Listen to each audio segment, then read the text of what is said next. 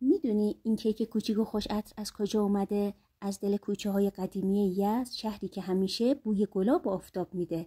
و امروز من دارم همون دستور قدیمی رو زنده میکنم به سبک و روش ساده خودم و بدون هیچ امکانات خاصی، چون بعضی از طعم‌ها با گذشت قرن‌ها هنوز زندن، مثل طعم کیک یزدی. با آموزشام همراه شو، با لایک و حمایتت به هم انگیزه بده تا آموزش‌های بیشتری رو بتونم تهیه کنم. ممنونم که تا آخر این فیلم و ویدیو همراه هم هستید.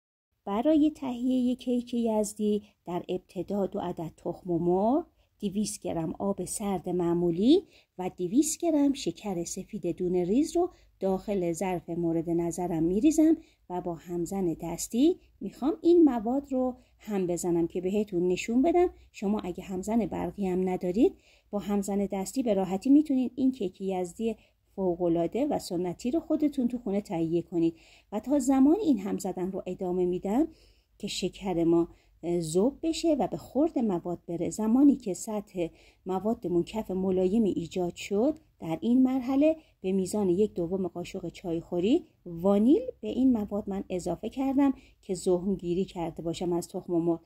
و برای خوش عطر و خوش طعم‌تر شدن این کیک فوق‌العاده به میزان 1 قاشق چایخوری پودر ساییده هل رو با علگ به مواد اضافه میکنم. هل ساییده رو علگش میکنم و قسمت‌های درشتش رو ازش جدا میکنم و اون مقدار مواد هلی که از علگ رد شده رو با همزن با مواد این کیک مخلوط میکنم.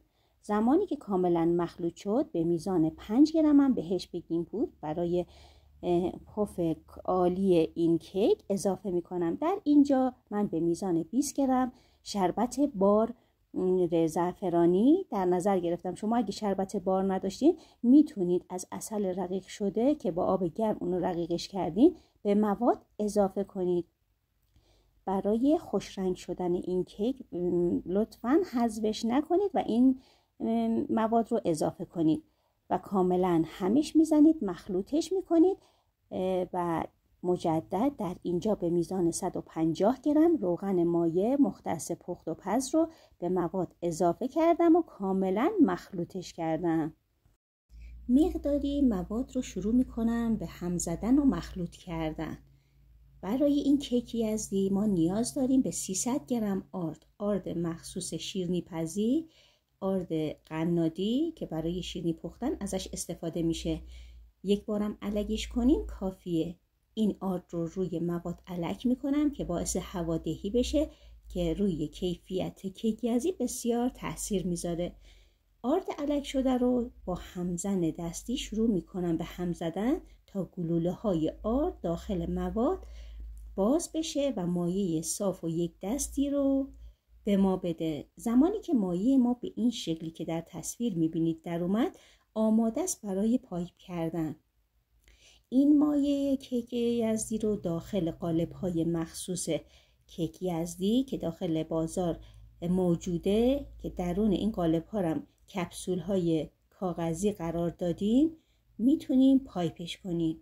مایع کیک یزدی رو من داخل قیف ریختم که کار رو راحت‌تر و تمیزتر به ما تحویل میده. شما میتونید در این مرحله این مایع رو با قاشق و یا با ملاقه‌های کوچیک داخل این قالب ها بریزید، ولی من برای راحتی و تمیزی کار مایع کیک رو داخل قیف ریختم تا بتونم راحت داخل این کپسول های کاغذی مایع کیک رو پایپش کنم و میبینین که خیلی راحت داره پر میشه. سعی کنید از این مایع به صورت کامل و لب به لب کل این کپسول های کاغذی رو پر کنید. نگران نباشید سرریز نمیکنه، چون این نوع کیک یزدی حالت گنبدی شکله و اون حالت قدیمی و سنتی خودش رو اینجا این کیک یزدی داره و شما سعی کنید لب به لب این کپسول ها رو پر مواد کنید. بعد از اینکه مواد رو داخل کپسول های کاغذی ریختیم و تمام مواد پایپ شد، شما برای سنتی بودن این کیک یزدی میتونید مثل من از کنجد استفاده کنید و روی سطح کار و روی کار رو با کنجد تزیین کنید و روی این مواد رو کنجد بریزید. حتی میتونید داخل مواد کیک یزدی از کشمش و یا مغزیجات هم استفاده کنید، ولی من در اینجا ترجیح دادم به صورت سنتی و قدیمی خودش این کیک رو تهیه کنم. بعد از اینکه کنجدها رو روی سطح کیک مواد کیک ریختیم، درون فر از قبل گرم شده در درجه دمای 220 درجه به مدت 20 دقیقه بعد از اینکه قرار دادیم شروع میکنیم به چک کردن کیک یزدیامون که اگه دورش رنگ گرفته بود و اون حالت پخت خودش رو نشون داد و دیدین که طلایی رنگ شده یا بعضی قسمتاش اگه دیدین مونده، این سینی رو داخل فر بچرخونید.